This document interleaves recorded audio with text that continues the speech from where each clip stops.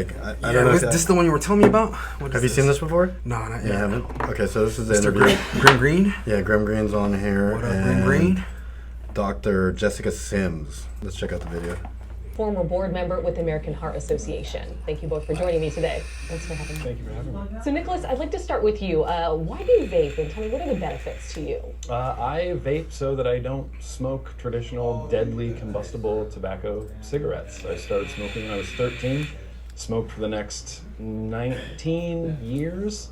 Finally found an e-cig in around 2009. I found a root beer flavor and I haven't looked back. Now, in light of so many people getting sick and even dying, Should we how get do you rid of this? continue to advocate for vaping? Well, I mean, the issue with people dying isn't a nicotine liquid vapor issue. It's an illicit black market THC cannabis issue. The FDA has reported this. The CDC has reported this. There's nothing in a water-soluble liquid nicotine product that can make you sick. It's true. So see this portion right here? Like, Right. you know what I mean? They try to drive into the whole thing and ask him, you know, why do you vape and all this other stuff. Yeah. And when he knows he's going to get sick. But he knows, you know, because he's been vaping for 10 years, He knows that the it's real- not, that's not the issue. Right. It's a THC issue, so. The thought that there's nothing in a vaping capsule that can make you sick, it's just simply not true. What I mean, even capsule? propylene glycol, which you find in Stage fog. stage fog, it's It's been pretty approved as common. safe. It has been approved for use, but it's also been Absolutely, it proven has. to be dangerous. People who are exposed to it at greater volumes, Are you greater more frequency. concerned about the inhalation of propylene glycol over time or the inhalation of smoking deadly combustible tobacco Both. cigarettes? Neither is safe.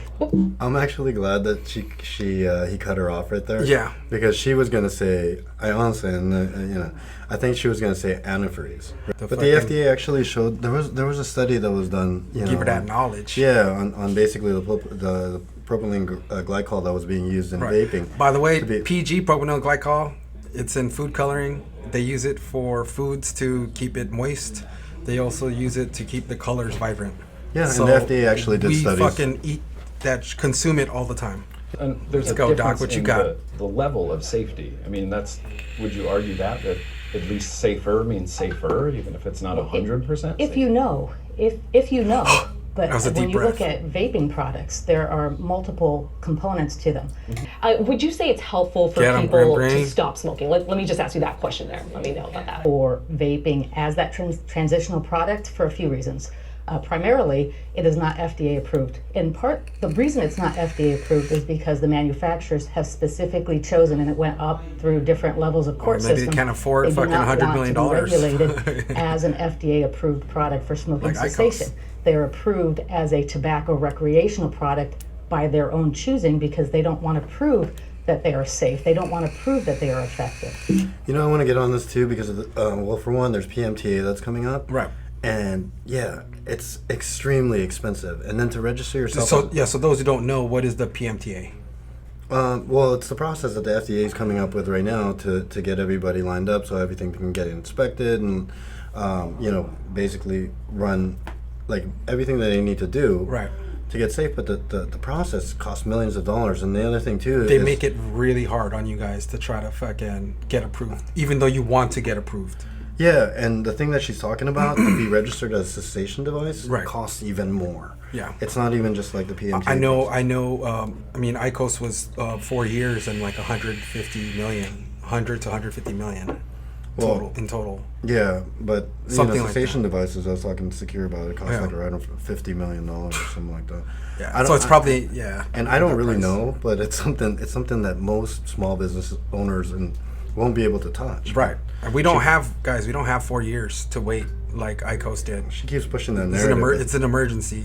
Well, guys like this guy have been vaping for 10 years. I've been vaping for 9 years. I mean, And would you say it's fair to say you feel like vaping is healthier than smoking traditional Far and away cigarettes? healthier. Order of magnitude. Tobacco less harmful. harm I mean, reduction. The Royal College of Physicians, Public Health England, they're all encouraging their citizens in the United Kingdom to switch without hesitation from cigarettes to vapor products. They have opened vape shops inside hospitals And in now the United Canada, Kingdom too. to get patients and guests to quit smoking cigarettes. They hope to have a smoke-free society by 2030.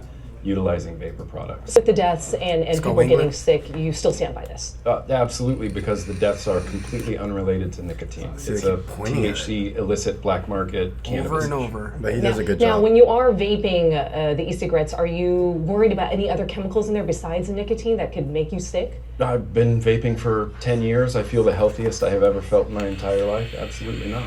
So, Dr. Simpson, when you hear someone that is vaping and they're not feeling any health effects and they're fine with it, what are your thoughts on that? I have two thoughts. One, as an individual, a product may work for you. As a population, it may not be generally safe, and that's why when you get FDA approval for a specific purpose, that's how you communicate to the population at large that this is the right way to go.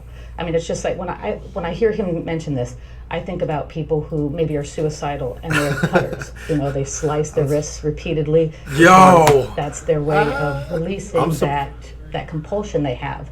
And so, yeah, they don't commit suicide, but they're slicing their wrists, but it's not safe. Do you know things like Diacetyl? It's known to be harmful. And what is that? That's the component of butter that makes butter taste like butter. You can have butter flavor without the inconvenience of butter in movie smoking butter theaters flavor right and now. in microwave popcorn. And they had these factories, and then one person in the factory got shouldn't sick, be and then smoking another, and then vaping. people died. And they said, "What's going on?" And lo and behold, an aerosolized version of Diacetyl, which is FDA approved for ingestion, was actually deadly when people are inhaling it. To these chemicals that are in the vape pens, are you concerned about that for your health, that it might adversely affect you? No, not at all. There's no diacetyl in any electronic cigarettes. There's 10 times the amount of diacetyl in a traditional combustible tobacco cigarette, and smokers don't get popcorn lung. Well, no, he makes a point because they actually did a study where they were comparing, like, before there was the diacetyl, Right. diacetyl issue, and they were talking about it, and they Which we actually- fixed. The whole industry's fixed. Well, everybody mostly. everybody kind of got off it, and the e-juices that did test for diacetyl were like, you know what I mean, and they compared it to natural combustible cigarettes. Right. And what ended up happening is cigarettes had 10 times more diacetyl. Still. Yeah, so people weren't getting popcorn lung off cigarettes. Right. So that's what he's mentioning right here. I feel that as an adult, I get to choose my own vices. I see no reason why I can drive to the Ralph's grocery store up the street and buy birthday cake flavored vodka, but I can't go into an adult only over 21 vape shop and buy strawberry nicotine. That's Now, right. what if someone is not a smoker of traditional cigarettes? Would you still advocate for vaping? Absolutely not. Okay, No, and if why you're is not that? a vapor and you're not a smoker, then don't start. Because it is a vice. It's an addiction. It's something, an addiction's a very serious thing. You don't want to be beholden to a little That's right. metal battery for the rest of your life. It's just not something you want to do. But if you're an ingrained smoker like I was, 19 years smoking, and I had no intention to quit because I actually enjoyed smoking, then this is going to be a far, far less harmful alternative for you. I wanted to talk about that thing because everybody's got a vice. You know Right. what I mean? And yeah, cigarettes used to be a vice. Drinking for me is a vice. I mean, there's people that girls, porn, whatever, right? Like Right. everybody's got something, right? Like there's always Who are something. they to say Yeah. that, you know what I mean? But to take you that know, away? I mean, I kind of feel the same way. I'd rather have a much safer alternative. Brian, Same just thing. as a physician, I'd rather have a approve it. choice. I think there's in one Juul capsule, it's the amount of nicotine in an entire pack of He's cigarettes. just like, Thank you both for joining me today. I appreciate it. Thank you. Thank you. Still, I think Graham legislating Greene did conversion a therapy for fantastic job to no, I think he did a good job. combating. I think he did a good job. He was really calm, and he displayed the facts. But this lady, like, a lot calmer than I would have been, by the way. Yeah, well, she first she attacked propylene glycol, which, as a doctor, you should really know the facts, right? Right. You should before you get on the news, you should really know the studies that have been done. And the funny part about it is a lot of his vapors are, have looked into these facts because, Because we got to fight people like this. well, not on just the that, daily. like we're consuming the product as Right. well. So I think that's kind of like Yeah, I don't want to deal. put any shit in my body that. Yeah, and then she goes into the diacetyl, which cigarettes have 10 times the amount. Right. You know what I mean? Which makes that just on that particular thing, if she wants to drive on that, already makes it like 10. You know what I mean? Like 90% safer on the diacetyl level. And I think on the PG level, it's kind of What's different. too. crazy is they have not mentioned.